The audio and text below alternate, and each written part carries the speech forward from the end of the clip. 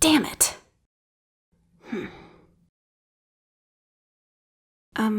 Just forget about what you just saw, okay?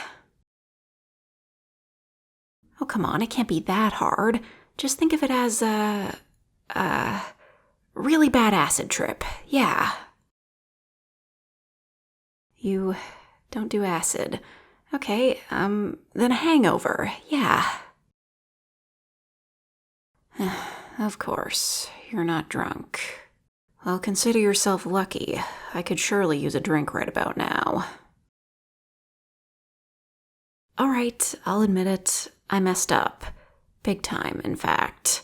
The boss is going to kill me. Okay, I know you have a lot of questions. So let's do them one at a time, please?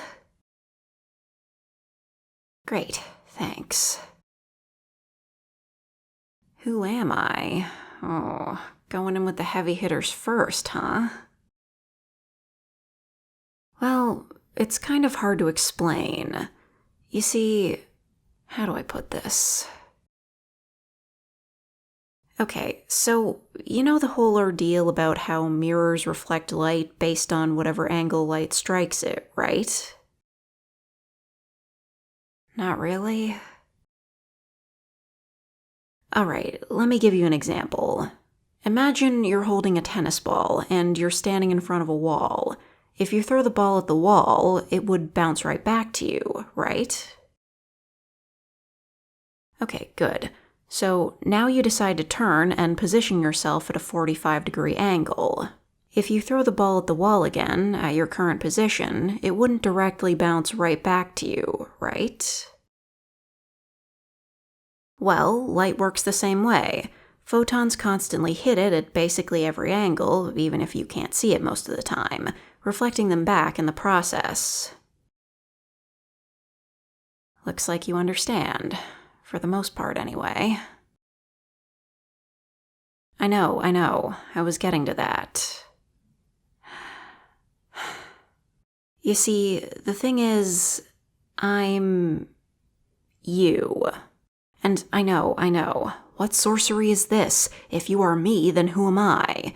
The answer to that is you are you also. But I think it would be better to answer what I am instead of who I am.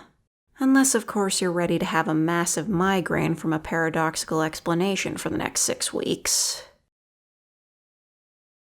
I didn't think so. The best and simplest way I can describe it is that I am a sentient, natural manifestation of photons, created to be your purely identical copy, even down to genetics, so I heard. Well, I guess a clone is one way to put it, but I like to think it's more along the lines of an artificial byproduct of humans that hails from a natural occurrence of photon activity. Told you it was complicated. Oh, and paradoxical. No, it's fine. Take your time. I'm not trying to give you a headache or anything. If you need some time to think, then go right ahead. Okay, you ready? All right, ask away. How am I sentient? I have no idea. Neither does anyone from our species. From what we can gather, we basically woke up, in a sense. Then after that, we basically started working to establish a civilization and all that. As for how we did that, we basically learned as we went. From you, or rather, humans in general. Since you only see us as a reflection of yourselves, we basically pick up everything from you all. Oh, the whole reflection thing. Well, following one incident, we agreed that it would be best to mimic you all, and we had to make sure it was picture perfect, which was, strangely, pretty easy. Muscle memory, I guess. That's how I perceived it. Oh, the incident? Well, it was more like incidents. We have to be careful not to reveal our nature so as not to cause some poor individual to go mad and basically burn their house down, followed by a trip to a mental asylum, which happened quite often, usually in that order, for some reason. By the way, aside from the initial shock, you are taking this pretty well. Let me reassure you, you're not crazy. I know all of this may seem crazy, but you're not crazy. I am as real as it can get. Wait, why would you just accept that you're crazy? Listen, it's not a bad thing that you talk to yourself all the time. In fact, studies have shown that people who talk to themselves often have a higher intelligence level than the average. When someone talks to themselves, it usually involves some form of problem solving, concentration, planning, and motivation. And believe me when I tell you, it's a very normal thing. It's a lot more common than you think. But what? Hey, you're not a loner or a loser.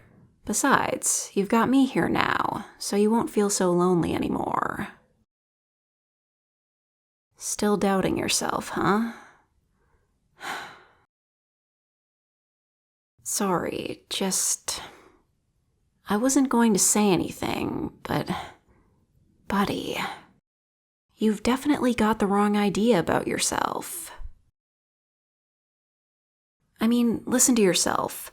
I'm a loner. I'm a loser. Nobody likes me. Nobody loves me. I must be the weirdest person who has ever walked the face of the earth. So I may as well be the crazy one here? Come on. You and I both know that that isn't true at all. Of course I know that. Listen to me. I'm your reflection, so to speak. It's been my job to mirror your every single movement for the past... whatever number of years it's been. I know all about your daily routine. And I've heard everything that you said about yourself, and it's not good. And it's not entirely true either. I'm sorry that you feel this way about yourself, but, buddy, constantly saying these things about yourself isn't going to make it any better. First things first, I want you to know that you're an amazing and beautiful person. Don't let anyone ever tell you otherwise, not even your own brain. Contradicting, yes, but it's true. It really sucks how we're often our own harshest critics at everything we do. We feel like that whenever we see these imperfections. Whether it be something on our bodies, something about ourselves and what we can do, we suddenly feel like we're not good enough, and we have to be perfect, and we must keep going and going and going until we reach perfection. But let me go ahead and tell you this. You're already perfect. All these so-called imperfections you have, that's what helps make you, well, you. And believe me, the people out there will see you and accept you for who you are, not who you're trying to imitate. Like my job, ironically. But yeah, you're beautiful, you're amazing, and you're perfect just the way you are.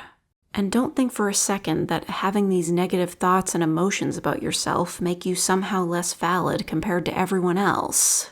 Because I can tell you right now, that is far, far, far from the truth.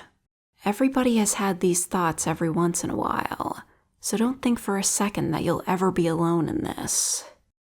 Okay? You know, I don't want to be weird or anything, but I always thought you had such a pretty smile. What? I'm serious. It's true. Every time I mimic your smile, it always brightens my day. Of course, you wouldn't know that unless... Yeah, unless this happens. Oh, right. You should freshen up a bit. It is kind of nice outside today, isn't it? Oh, well, I wouldn't really know. It's not like I'm a weatherman or something. Oh no, I'm not stuck to the single mirror in your bathroom. Like I said, I'm your... reflection, right. This means that any surface that can cast a reflection of light, I'll be there. Of course, it wouldn't be wise to just chat it up with you since, I'm not trying to make you look crazy. You may want to burn the house down if I do, which I would not be a fan of because this is a really nice bathroom you have. What kind of tile do you have? Oh, you don't remember? Well, that's all right. Let me know if you ever look into it, because I might just replace the ones I have in my bathroom.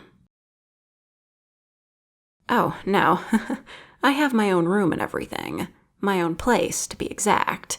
You just can't see it, obviously. How else do you think I got these books?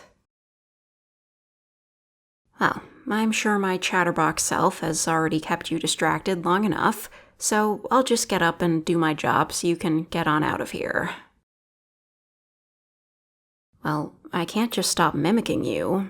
I mean, I need to make sure you don't accidentally hurt yourself.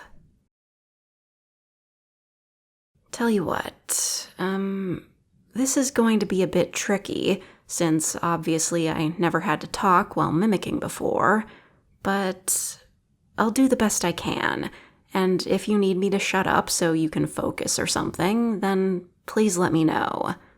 Deal? Deal.